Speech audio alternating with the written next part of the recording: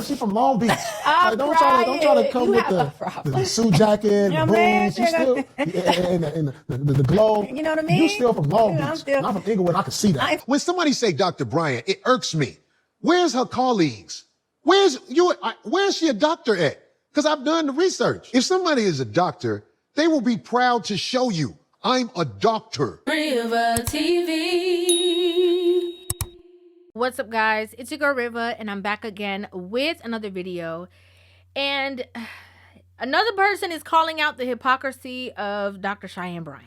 Okay, we've seen Corey Holcomb do it constantly with the whole I'm a doctor thing. When somebody say Dr. Bryant, it irks me. Where's her colleagues? Where's she a doctor at? Because I've done the research. If somebody is a doctor, they will be proud to show you, I'm a doctor. And now we have Paul Pierce, who has decided to do the same exact thing, because as she is known of being a relationship coach, a dating coach, or whatever the case, you know, the fact that she has, you know, come to the surface based off of her telling Cam Newton about his wrongdoings with his whole family structure. That's completely unfair and it's selfish. Just tell me when I can solve. Yeah, almost. That's completely unfair and that's selfish. And so, yes, you're taking your time in this department, but you're not taking your time in this department, which means you're compartmentalizing. And compartmentalizing never works. Compartmentalizing hurts everybody involved. Based off of her constant conversations about, you know, the likes of Neo and what he's doing wrong, and, you know, how he, you know, can't keep a family together. You wanted to be married but didn't have the discipline to do it, and your wife left you because she didn't tolerate that. Maybe. And so she pivoted from you. And now you're going and he's making these other women pay for the heartbreak that he caused to himself by saying, I want to be polyamorous. You know, it has caused obviously a lot of conversation in which, you know, he wants to get to the bottom of. So I'm going to go ahead and press play from their interview that they had on his platform, press pause and play, and then just give you guys my feelings and my opinions on this entire situation as we watch this video together. With you, this is about you. You just flipped the script on us. We over here. Verse uno. Man, you showed it. But it was good. It was no, but I'm like, no, we need to find out about what's going on with her. She dating, single. Dating. What do that entail for a 42-year-old? I'm dating. Dating, but single. Enjoying my life. I have really good companions. How many are you dating right now? I'm not exclusively committed to anyone, but I have one guy that I have dated off and on for 5 years. We dated for 5 years off and on. So you was his work for 5 years? You been his work? You still his work? Oh my gosh. Yeah. I know what's going on now. It's interesting that, you know, she did start the conversation off by saying companions with an S, and then she talked about this person that she has dated on and off for 5 years. Now, I do have to say something about that, because, you know, there was a point where when Corey Holcomb was calling out Cheyenne Bryant during his interview with Cam Newton, you know, he said that the reason why Cheyenne Bryant would not talk negatively about 50 Cent is because he felt that maybe there's some type of opportunity there. When you hit her with that 50 Cent and she was stuck, you praised 50 Cent because there's opportunity maybe there for her. I even went back to the clip myself and looked and saw that she was actually dancing around the same accountability that she was trying to use for Cam Newton onto 50 Cent. You mentioned Curtis Jackson. And I'm like, is he a high value man or a high functioning man? Like, I just want to know. That's the question? Yeah. I'm not going to talk about where 50 is and what he's doing. Shortly after that, there ended up being a post where, you know, Dr. Cheyenne Bryant was saying that she was actually looking for a husband and she's ready for a husband. For babies and a husband. Well, they not. Clearly. They are the babies. They got the helmets on. Right. When they have a baby, I need the helmet off. I'm cracking up. And then in the comment section of that post, somebody put at 50 Cent, and she was like, call him out. So basically saying, you know, although she said she didn't want a man who, you know, has children or whatever, she was more than willing to, you know, change that ideology to be with the likes of the 50 Cents if he was so willing. Mm-hmm. So the guy that you were entertaining, you would go as low as 26. That I would entertain? Yes. Okay. And as high as what age? Whatever man that doesn't have kids. So now that she's having this conversation and saying that she's been in an on and off relationship for 5 years and she's so enjoying herself and all that, it just sounds very weird and strange to me, because based off of the conversations that she's been having, you know, would you be looking for somebody outside of this companion that you've been on and off with for 5 years if you're so happy with them? That doesn't really add up to me. Take the sheep clothing off. I read the wolf teeth coming out. No, we you have somebody's work for 5 years. we have been each other's companion for 5 years. And yeah, I have spent the block for 5 years, and it's the truth. And he doesn't like it. He's absolutely correct. He feels like I haven't provided. Oh, your work. We working together. Okay. We working together. But you keeping him at bay. Or is he keeping you at bay? He wants a relationship. He wants to be committed. You just like the sex. No. Oh. Let's keep it. But if you said that you were ready for a husband before, and you're looking for a husband, you're ready to settle down, you're ready to have babies, and you're ready to this, and then you have a man who's there, who's good for you and all these things, and he's wanting you to settle down and he's wanting you to be committed, but you're on the internet asking for anybody else to come around, but you're happy with his companion. Again, it's not adding up to the conversation that she's had before about her private life. And I'm not trying to call her out. I don't want to call her a liar because obviously I don't know her personally. I don't know anything personally about her. So I'm not going to do that or say that. But sometimes it can come off a little bit like performative, or as if like, because a lot of people are asking like, where's your results? Where's your situation? Where's your relationship? That now she feels the need to bring this so that it can add credit to or merit to the things that she's saying about other people in their relationships. That's what it comes across as. Want it? How you keep somebody for 5 years? That's like for real. You can't keep nobody at a distance for 5 years. I ain't never done no shit like that. I am not vitamin D deficient, so everything is good in that department. No. He wants a kept him at bay. relationship. She kept him on the side until she figured out if it's something better. I see where this is going. He just has some emotional maturity that he had to do. We're 9 years apart. He's 9 years younger than me, and so we both had to work through things. But he's had to work on his emotions and his intense insecurities around being in a relationship. And you've been waiting on it. Like what's the problem? Why y'all not together? Just because of that, So you're waiting on that? No, I'm not waiting on it, and I don't have him waiting. So the D is good. But this is so you're not waiting on him to get it together, but you've been with him for 5 years. You're happy with your companion. You're happy in the situation, and it's leading to what Paul Pierce saying being true, that you're waiting for any other possible suitor, but you're using that as a space filler, or if there's any whatever that situation actually really is, again, because I've never, from Cam Newton, she was, looking at the camera, telling them the kind of man that she wanted. See, now this is when the conversation gets good. Come on now. Men, this is where you turn the TV all the way up. Go ahead. Late 20s would be the youngest. And so this is the first time that there's ever been any mention of this man over, her, 5 year span of being with this person. It's never something that's been talked about. The only thing that she's talked about before was even like on the Breakfast Club when she talked about the person that she was engaged to before, or the previous relationships that she was in. I was engaged for 10 years. Engaged for 10 years? I kept putting it off because I knew that wasn't my person. Great guy. For 10 years? 10 years? And she said he was a great guy. Great guy. He was a great guy. He just wasn't my guy. 10 years, he thought he was the guy. So you strung him along for 10 years? Why you ain't let him go be great with somebody else that would appreciate him and love him? Because I've been single 6 years. But she never made mention of this person that she's talking about presently.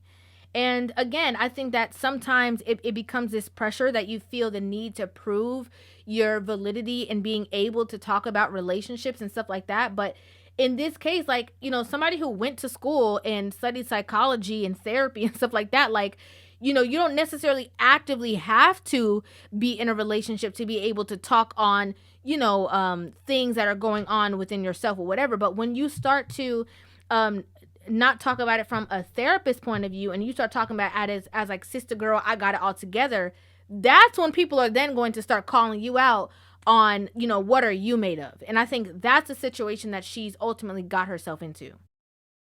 Oh, let's keep it. I mean, that's what it's like, dude. He put on his red pajamas and feel like he's supposed to get spicy tonight. This is clear. Oh my God. I know her. She's from Long Beach. Don't try to come with the suit jacket, the boots. You still and the glow. You know what I mean? You still from Long Beach. Not from Inglewood. I can see that. I'm from San Pedro, a small community in the city of Los Angeles. Okay. So he's saying like, they're from the same place, and he's like basically trying to tell her like, I know what kind of girl you are. Like, you can't fool me, is what he's trying to say. Like, you playing the game, you playing around, and as much as you're trying to refine the situation and make it sound prettier than it is, from what he's saying, he's like, you're not fooling me. And I haven't seen her necessarily combat the things that she's saying. So I don't know. All of that. Yes, he has great qualities. He does well in all that he does with me. He just emotionally I asked you. I asked you about his job and all that. He does well in all areas. What's Okay, she going on? answered that. He No, does she well in did. all Emotionally, areas. Well, I don't know. That's a broad question. What, all Paul, areas? you're a man, so you answer this question. I answer. Emotionally, he goes back and forth from I love you, I want to be with you, I'm mad because you won't be with me, you won't commit to me. And then his insecurities get the best of him. And it's like, I want you, but I'm not sure if I deserve you. I'm not sure that I can facilitate you. I'm not sure that I can be with you. So when I say emotionally instability, it's like him wanting to be with me is concrete. That's not unstable. His emotions in the relationship are just unstable to where as a man, you got to get vertical within yourself before you can be in a relationship. God, you good with these words. This doesn't make any sense. He wants to be with you. He's standing 10 toes down that he wants to be with you. You're the one that's playing the game. You're the one that's teeter-tottering on the line for whatever reason, right? I'm not saying your reason is right, wrong, or indifferent, but you're the one that's teeter-tottering on the line, and then you're turning it around to make it seem like it's his emotional instability. But it's starting to sound like his emotional instability is caused by you coming and giving him the idea that the two of you are going to be together, and then turning around and still moving like you're single, knowing where he stands. You good with these words. Listen, because but you let me give say all this. these people advice. Let me say this, Wow, Paul. He has every right to feel like what I've been doing as far as being in a relationship with him when I want to and is not something that gives him stability. 100%. So if you're saying that at this point and it's weird because I don't know, I feel like Paul is like putting her in this position that, or challenging her in a way and calling her bluff on things that is causing to her to have to be honest about what's really going on because he's not going for the gusto. It doesn't matter what, words you use. It doesn't matter your, vocabulary. He's not going for it. He's calling your bluff. And, like I said, it's calling her out in this space. And so if you're knowing that you're causing his emotional instability, then bringing up his emotional instability in this conversation to prove as to why you're not wanting to be with him is invalid. However, I don't want to commit to a relationship with a man who I feel emotionally is not in a place of being able to be in a healthy relationship. So why are you messing with him? Why are you playing mental games with him? I'm not playing mental games with him. It's not mental games. It's all transparency. Why is it still sex involved? How do you know we sexing? We could just be having a Because you from Long Beach, I know. He just said that the D is not a problem. She has no problem in that department. Not vitamin D deficient. No, So no, everything is good in that department. So to turn it around and pretend that that's not what the situation is and you guys are just platonic, but you literally just said that the D is good and you don't have a problem in that department, you're kind of dancing around a little bit. I'm not going to lie. You're dancing around a little bit in the conversation and he's calling you on it 100%. Oh, you can't play me. We could not be doing the deal. I know what's going on. So let me say this. It is transparent.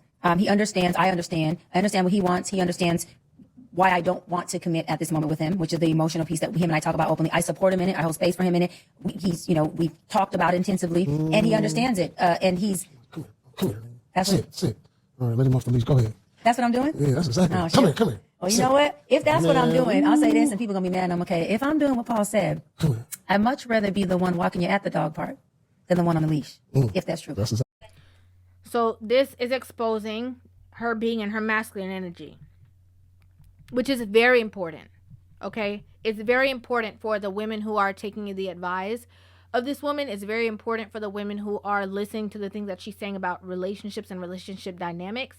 And the reason why is because if you're a feminine woman, if you're a soft woman, and you want to get into a relationship where you have a leader, where you have protection, and you're not the leader and you're not the protection, then you are going to have to listen and understand the power dynamics that are not going to work, because she's having fun, she's doing her thing because she has somebody who she can get intimacy from whenever she feels like. And like he said, she's walking him around on this leash and she's running the show. She's the boss of that situation. Hence why maybe it's comfortable for her to go back to that and stay in that, because he's allowing that space. And at the same time, she's saying out of one breath that she wants to be married and she wants to be whatever the case is. She's giving people relationship advice and marriage advice, but you over here walking somebody like a dog, playing yo-yo with them, playing games. you're doing to the man what you see men are doing to women. And again, ironically, how she rose to the topic of conversation was in this space is based off of her checking Cam Newton for that same said behavior. Those are selfish acts at the expense of your fear. So at what point do you feel the fear, do it anyways? And yeah, that is a low functioning behavior. I'm gonna wait till I dissipate my fear to find a wife where I'm still going to be fearful with, because there's no such thing as not having some type of nerve or some type of feeling behind marrying somebody. The only difference with that situation was that there was children involved. Okay? That's the only difference. So that means, to my point, at 42, I'm not opt out. We are not opt out. Okay, we have options, and we are not on the leash. We can actually be the one holding the leash. It's all about your standards. It's all about you understanding who you are and you standing in and on your square and you doubling down on that. Period. There's men out there who will show up in any capacity we want. We don't have to settle. And we don't have to settle at a certain time. We can do what we want. Because I tell you one thing I'm not doing. I ain't doing time, but I ain't spending a whole lot of time with who I want, when I want. And both of us are enjoying it, getting what we want. Come on. Y'all can't be just taking too long when y'all cook. Y'all got to making some decisions around here. I think that what's interesting about this situation is that he genuinely called her out on it, and it forced her to have to be extremely honest. She then, spun it around and is like, ladies, we can be the leash holders and stuff like that. I don't think that's good advice. Like, I don't think that there's anything positive about that, And I like that he pushed her in this space and forced, like I said, her to really talk the situation what it is, not make it sound pretty, not make it sound philosophical and nice, but to be honest about, where she is in the situation and how contrary her is and the way that she's moving is to the advice that she's giving and providing for other people. So, I don't know. I like some of you guys think about this, about the entire conversation in the comment section down below. What are your thoughts on this situation? Make sure you guys hit that subscribe button and give this video a thumbs up, and I will see you guys in the next one. Love you. Rivah TV.